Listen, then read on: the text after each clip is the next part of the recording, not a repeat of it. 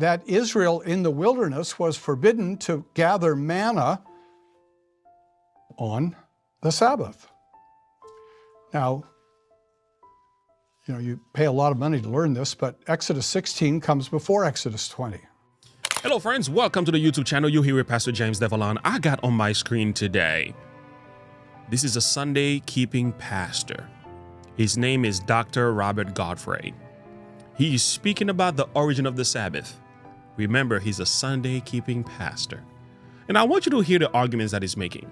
And we're also going to come back to address what exactly is the nature of this message and what's the intent behind the message as well. I've also have some other videos to address. So there's going to be two parts to this video because it's 25 minutes long. So we're going to do the first part, listen to the arguments and engage with the discussion. And then there's going to be a second part of this video uploaded later on this week. So look out for that. So link in the description below, like and subscribe to the page, click the bell icon for more, share your thought and perspective with me. Let's get into the video. So this is a really foundational question, a really crucial question. Where does the Sabbath in the Old Testament come from? Now, you know that there are two versions of the Ten Commandments recorded for us in the Old Testament. There's the version in Exodus 20 that I read in the last study, but there's also the version in Deuteronomy chapter 5. And let me read that statement of the fourth commandment to you. In Deuteronomy 5, we read, "Observe the Sabbath day to keep it holy, as the Lord your God commanded you. 6 days you shall labor and do all your work, but the seventh day is a Sabbath to the Lord your God. On it you shall not do any work, you or your son or your daughter, or your male servant or your female servant, or your ox or your donkey, or any of your livestock, or the sojourner who is within your gates, that your male servant and your female servant may rest as well as you." So far, the commandment is quite similar to what we find in Exodus chapter 20. But now the commandment comes to the reason for keeping the Sabbath day holy. And in Deuteronomy 5 at verse 15, we read, "You shall remember that you were a slave in the land of Egypt, and that the Lord your God brought you out from there with a mighty hand and an outstretched arm. Therefore the Lord your God commanded you to keep the Sabbath day." Here in Deuteronomy 5, Moses is stressing the connection between Sabbath and remembering the Lord's deliverance of Israel from the house of bondage. And if this was the only version of the Ten Commandments that we had, we might well be tempted to think that the Sabbath begins with Moses at Sinai, because the whole purpose of the Sabbath would be to remember that God delivered us from Egypt. It would be very much grounded in that historical moment of Moses leading Israel out of Egypt. But that's not the only statement of the Sabbath that we have. And that's important to see. To be sure, one of the functions of the Sabbath is to have time to think about the saving work of God. But Exodus 20 reminds us that the Sabbath is also to remind us about the creative work of God, about God the Creator. And so we read in Exodus chapter 20 at verse 11, "For in 6 days the Lord made heaven and earth, the sea, and all that is in them, and rested on the seventh day. Therefore the Lord blessed the Sabbath day and made it holy." And that's really a quotation, isn't it, from Genesis chapter 2. It's a quotation from the creation story recorded by Moses at the beginning of the book of Genesis. And Genesis chapter 2, verse 1 and following, we read, "Thus the heavens and the earth were finished, and all the host of them.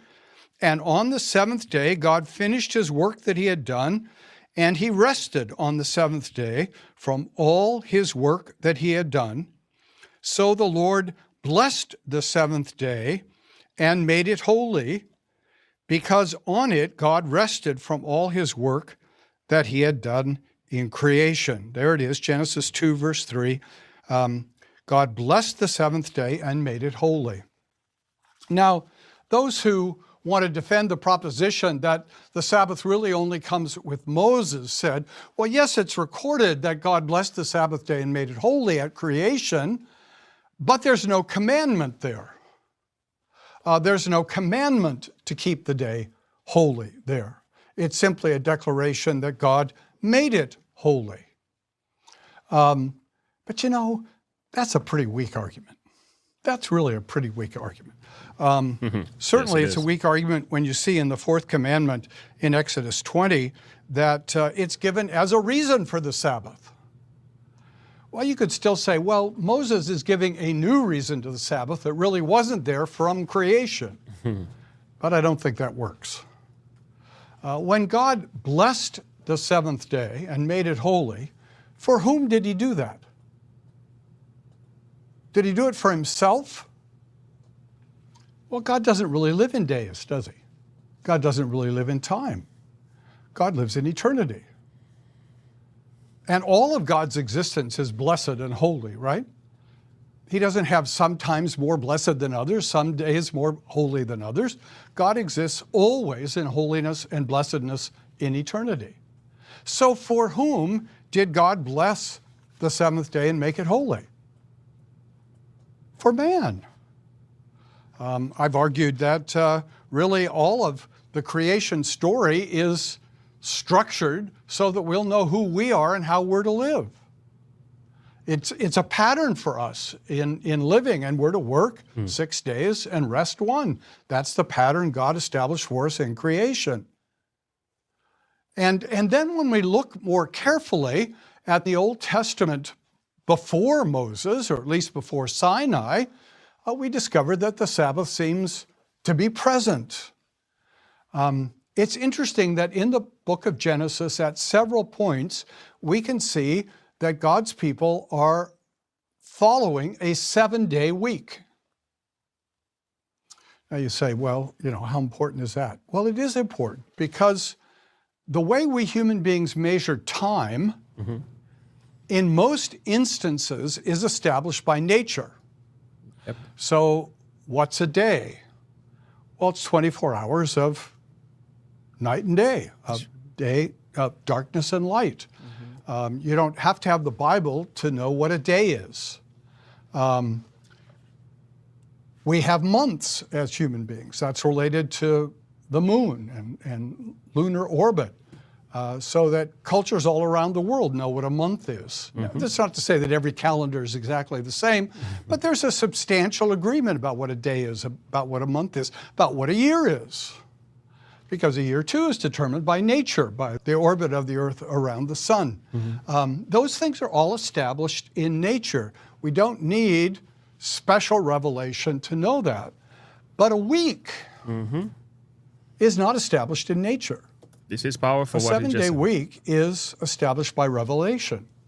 This is actually very, very significant what he just said here. I don't want to distract the man because the message is really good. His argument is so strong. But keep in mind, we have yet to determine whether he's arguing for the 7th-day Sabbath or is he arguing for Sunday. Okay, so that's another discussion. However, what he is arguing here is actually biblically accurate. The first thing he did, he establishes the fact that there is the commandments of God given in Exodus chapter 20, and he also makes the connection to Deuteronomy chapter 5, where he shows first Sabbath is established as a creative work of God, and the Sabbath is to be a reminder of God's redemptive work for Israel, as well as the people of God, children of God, right?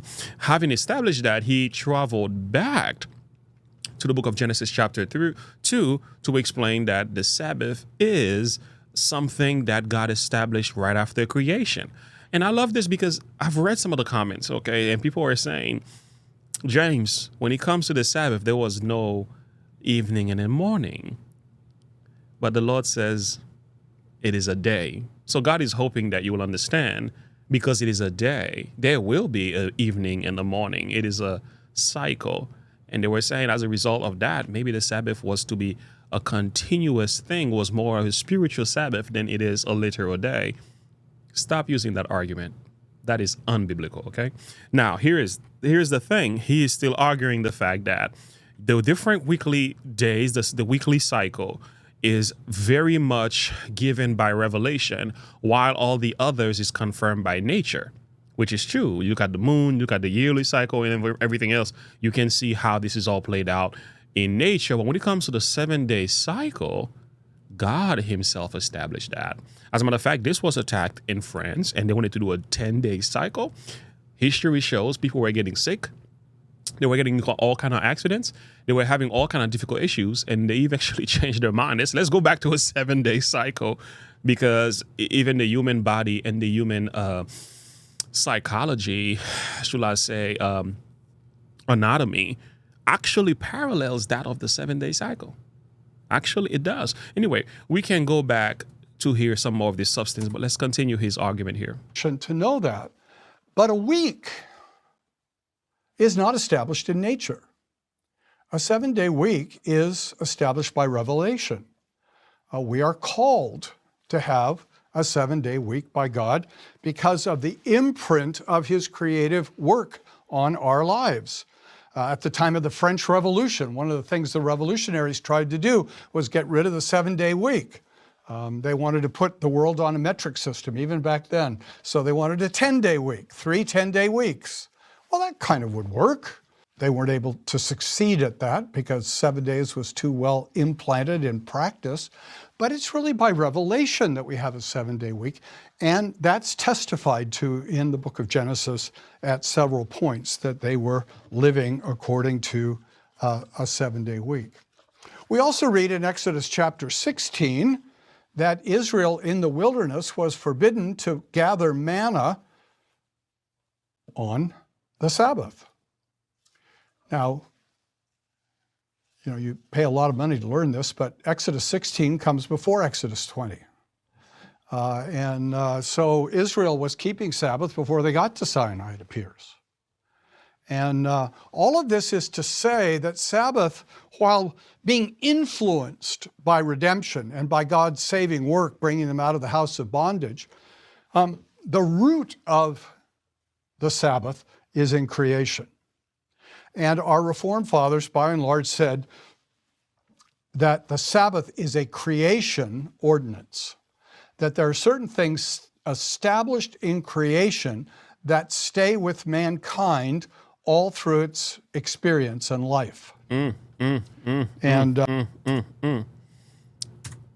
that again. Established in creation that stay with mankind all through its experience and life. Wow. And the family is one of those creation ordinances. And that's why the attack on the family is so serious in our contemporary world. Wow. But the Sabbath also is a creation ordinance. Yeah. From creation. I wish he went on to say the second part, right? We oftentimes refer to this in the Seventh-day Adventist Church as the twin institution. If you attack the family, you will attack the Sabbath. The devil is now attacking the family, is attacking marriages, is attacking biology, is attacking sexuality, is attacking all of that institution that is found within the, we're talking about marriage here in particular. We understand if they attack the family, the devil will eventually attack the Sabbath. And guess what? The attack on the Sabbath has already been going on, but the heat is going to be turned up. Anyway, let's keep listening. Not from the fall, not from redemption, but from creation itself, we are called to set aside time for serving God and worshiping Him in the world that He created. Even if we hadn't fallen in this world, we would be called to keep the Sabbath day holy. And there are a variety of reasons that we can offer for that. A lot of our Reformed fathers talked about how the Sabbath plants in our very creation the notion that we're not done. We haven't reached the final point. Even apart from sin, there was something to look forward to. We worked and then we rested, implying that someday, even if there'd never been any sin, there would be a greater perfection of rest than we have experienced just from the initial creation itself. They called that a sort of eschatological expectation. There's going to be further development to the point of final rest. So I think the argument that the Sabbath is established in creation, not in Moses, is, I think, pretty irrefutable. I don't think the people who try to make the Sabbath simply Mosaic succeed at all. I think that's really pretty clear. I got a question about clarity. Is the Bible clear on this? I think the Bible's clear on that. Genesis 2 says it. Exodus 20 repeats it. The Sabbath is grounded in God's creative work, that God blessed it and made it holy from creation. That means, of course, that it's not just for the Jews. There's something universal about the Sabbath for all mankind. It's not just for who? It's not just for the Jews. I got news for you. Before there was a single Jew, okay, there was Adam and Eve, and they were given the Sabbath. Love it. There's something universal about the Sabbath for all mankind. And it is interesting that Jesus said that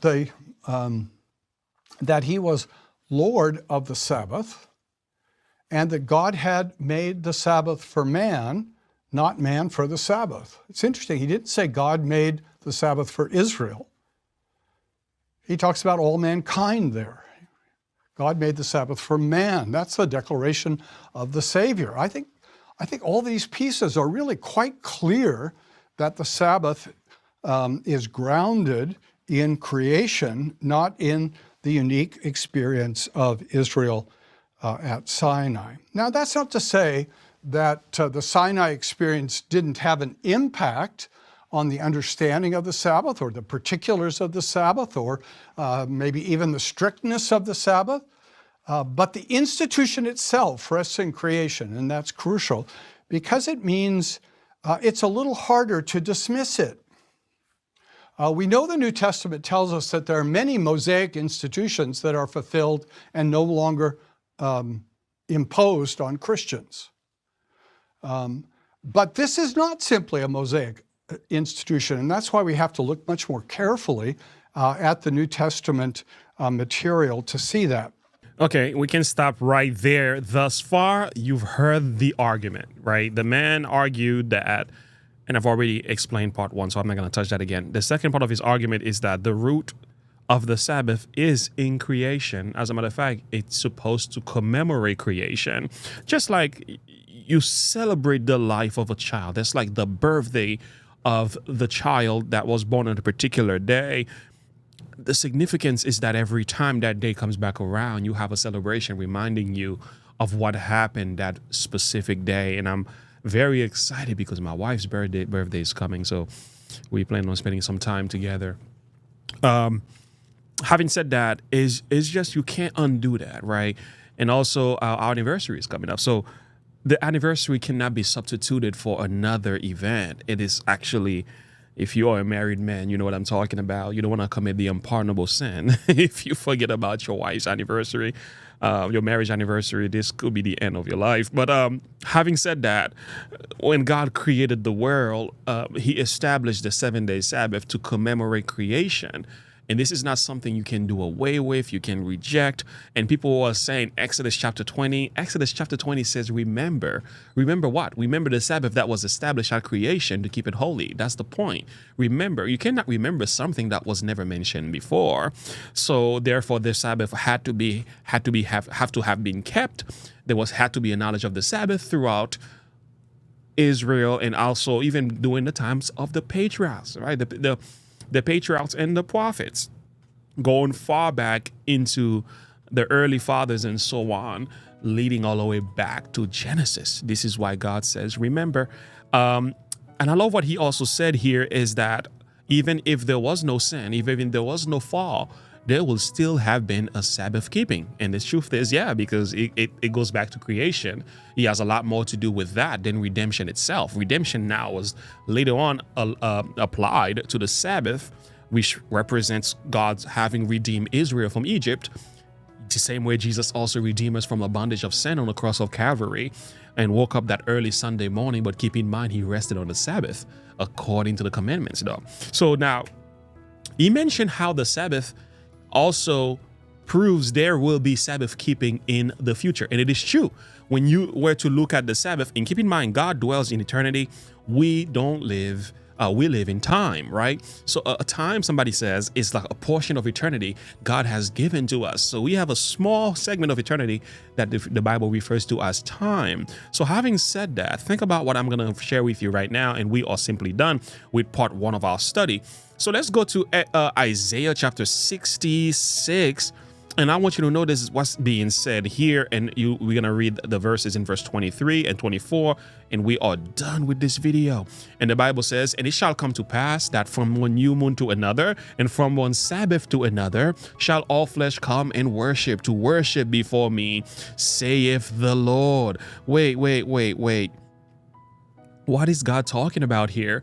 God says he's talking about, verse 22 tells us that he's talking about in the new creation, new heavens and new earth will I make and shall remain before me, saith the Lord, so shall your seed remain. So this is new creation. This is when God shall wipe away all tears from our eyes, and there shall be no more death, no more sorrows, no crying, neither shall there be any more pain, for the former things are passed away. Behold, I make all things new.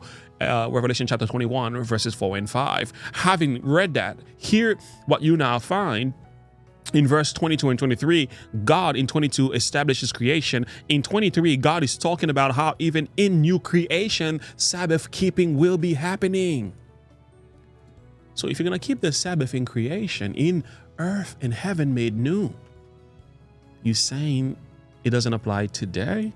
As a matter of fact, I'll go as far to say, your entire life in eternity with Christ is a continuous Sabbath keeping. Okay. Well, we're not, you don't want to go into that. Let's leave that matter alone for now. Friends, God bless you. This was powerful. I think the man is on point. The man is on point, and he's balanced, and he's humble, and what he's saying here is true. But I have yet to answer the question. Is he arguing for the 7-day Sabbath or the first day of the week?